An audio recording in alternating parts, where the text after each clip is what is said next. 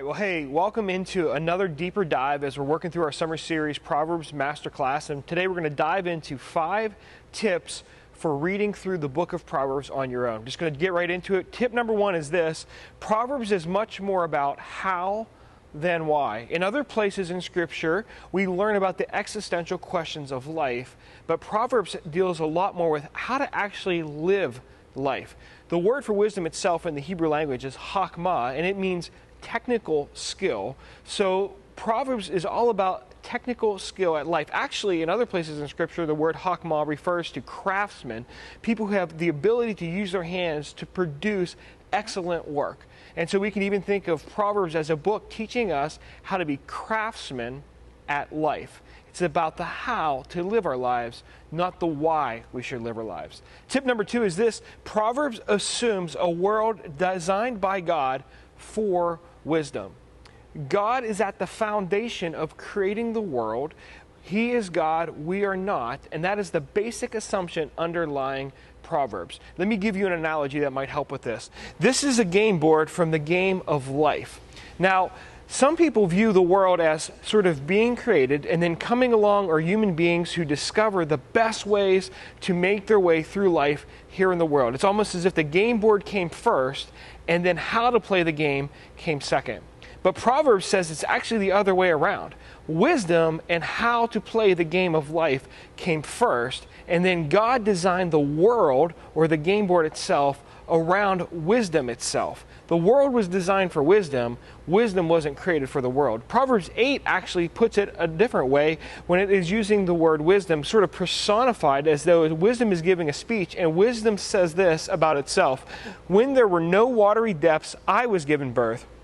When there were no springs overflowing with water, before he made the world or its fields or any of the dust of the earth, when he marked out the foundations of the earth, there I was constantly at his side. In other words, Proverbs 8 actually kind of paints wisdom as a consultant with God in the creation of the world for wisdom. Here's tip number 3. Pay attention to parallelism. Pay attention to parallelism. Often throughout Proverbs, each verse will contain 2 sort of side-by-side statements in a writing technique called parallelism. The rhyming phrase that I use to think about it is 2 lines together make each other better. And what happens in parallelism is those 2 lines are used to interpret one another.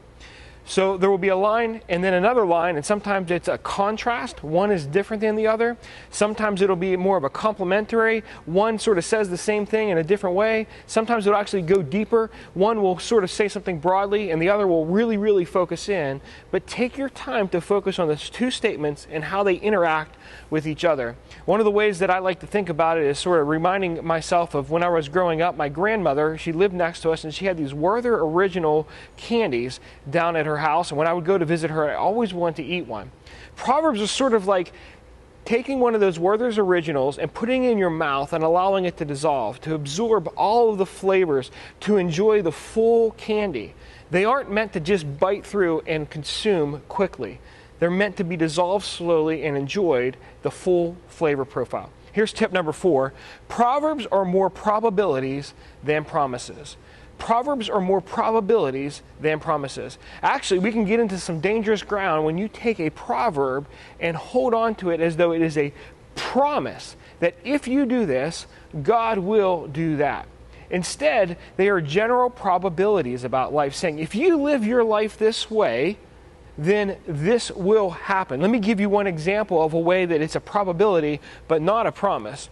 Proverbs chapter 9 verse 11 says, "Through wisdom your days will be many, and your years will be added to your life." Well, this isn't saying that if you're wise, you're going to live to 90, but if you're a fool, you're going to only live into your 20s. Well, you know plenty of unwise people who have lived long lives, and plenty of very wise, righteous people who have died young.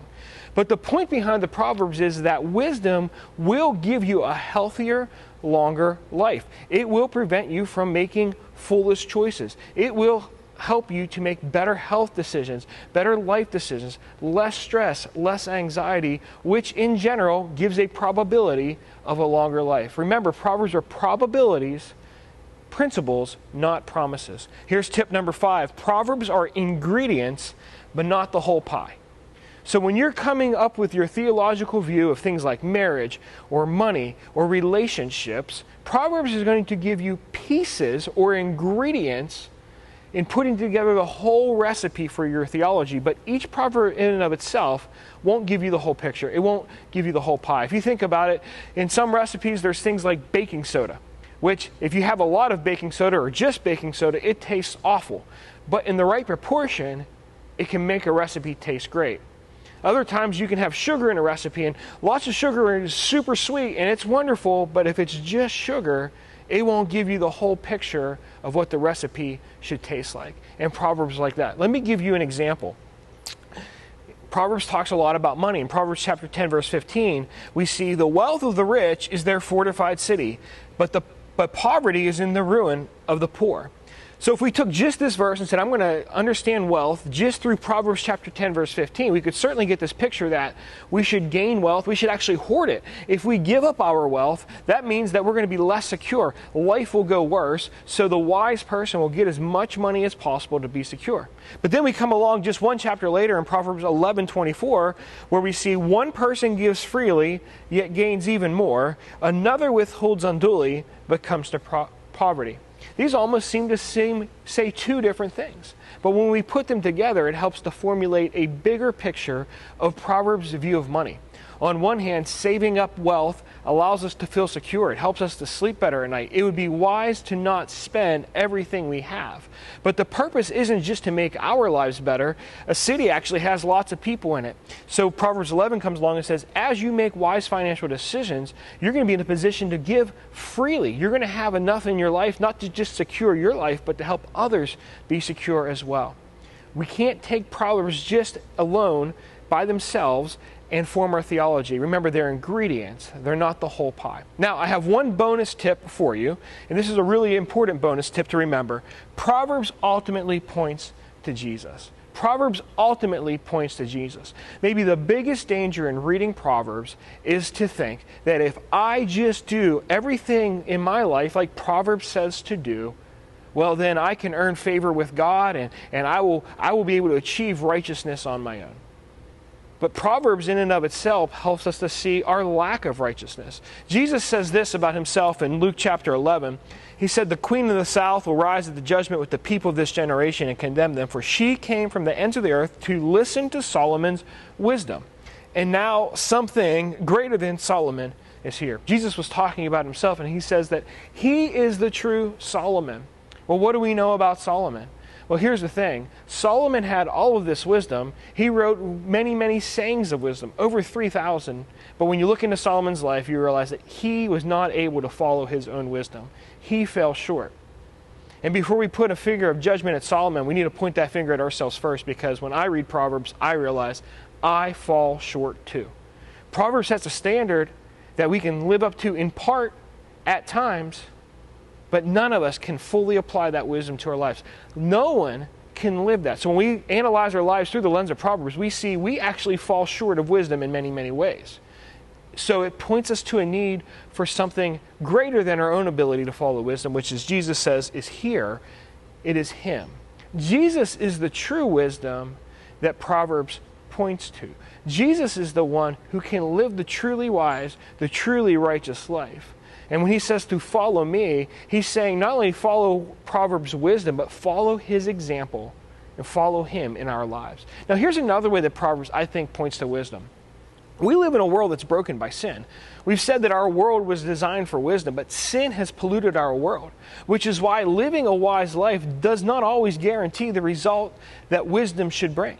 Sometimes you can raise your children in a righteous environment and they will make poor choices as adults. Sometimes you can be careful with your money and yet fall victim to theft or fraud or just a downturn in the economy. Because we live in a broken world, wisdom works most of the time. It works more than foolishness does, but it doesn't work all the time. Which is, again, pointing us to our need for someone who can fix the world. And Jesus promises that not only did He come to redeem us from our sin, but that one day He will put the world back together just the way God designed it, to function and work as it was designed for wisdom. Okay, here are 5 plus 1 bonus tip to help you dive deeper into Proverbs. Enjoy your reading. We'll see you again next time.